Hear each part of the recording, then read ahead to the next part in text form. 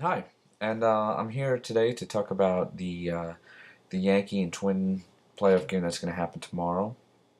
Uh, I guess the first thing I want to talk about are the Yankees. Now, the Yankees, as we all know, have been one of the most dominant teams of the past, let's face it, 2 decades. Really, at the end of the '90s and of course most of 2000. Um, but like any good team, their stars get old. You know, we sort. I mean, the 20 Yankees were so dominant, but then Babe Ruth got old, Lou Gehrig got old.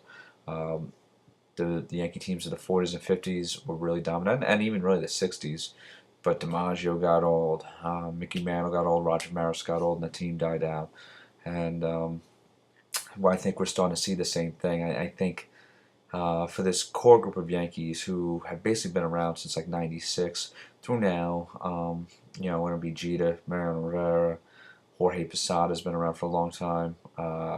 We got uh,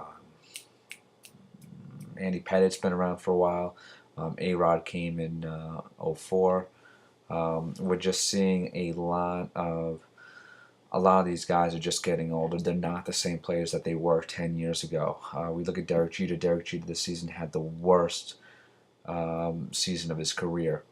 A-Rod, once again, cannot do a full season, having some health issues. Now, granted, he still managed to pull off a good season by most people's numbers, but A-Rod really hasn't been the same, dominant player that he was since 2007.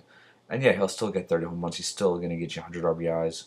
But I think that fear that he kind of put up at the plate in the early years is no longer there. Mariano Rivera, let's just face facts. Greatest closer ever in baseball, but he's not the greatest closer in the game today. And what I mean by that is he no longer has that fear when he comes in. And in my opinion, he began to lose that in Game 7 of the 2001 World Series when he lost the World Series. In that Game 7, he showed that he was now human, that he can give up a big game spot. And we've seen it every now and then where he does give up the big game. So, yes, I would still trust him in the ninth inning over most closers, but can I say he's the best closer? No. And, he's over 40 years old. How long can he be doing this? Jorge Posada, I mean, what can I say? He's not the dominant hitter that he was, a couple of seasons ago, and he's only getting older.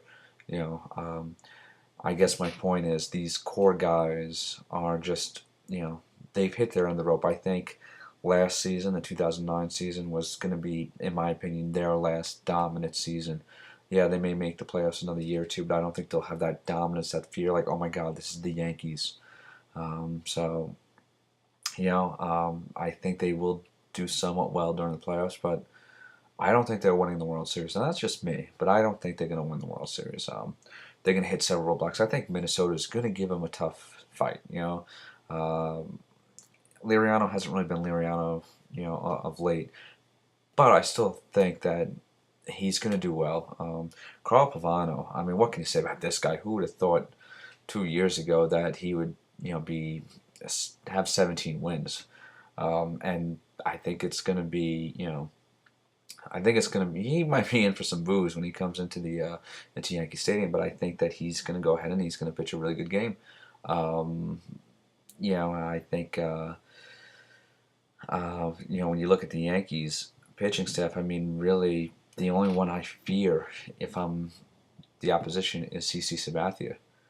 Um, Andy Pettit has his background, one of the greatest postseason pitchers ever.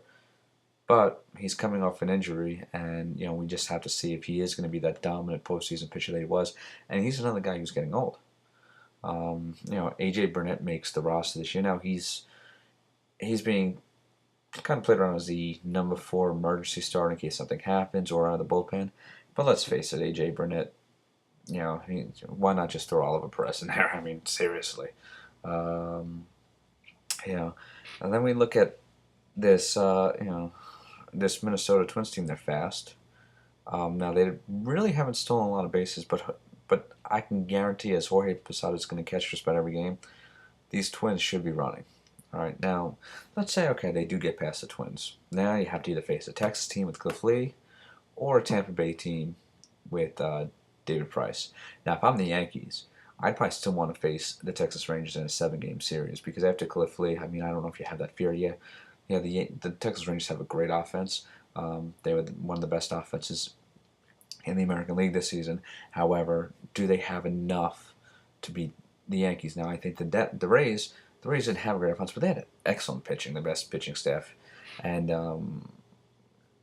I just think that they played the Yankees so well this season. It was so tight that we'd probably see 7 games, but I think that the Rays have showed that they can play tough with the Yankees, and in 2008, when they beat the Red Sox, they showed that they're not afraid of the playoffs. They're not a team that hasn't been there before, and in 2008 they played like a team that's already been there.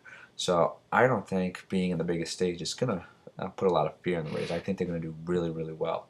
But okay, let's say they make it to the World Series. Um, how they beat in Philadelphia, I don't know. I really don't know. I mean, you got Roy Halladay, who's arguably the best pitcher in baseball, and I don't think anyone would disagree. I think he's dominated the American League, and now he's dominating the National League. Um, you got Roy Oswalt, who's been magnificent for the Phillies, and Cole Hamels, who's had a bounce back season. So I think the Yankees are in a lot of trouble, and they're not going to they're not that same team as they were last year. So now for the Yankees, and their standpoint, if they're going to win, they got to win this season because I think it only starts to go even further downhill next season unless they can get Cliff Lee. But let's face facts.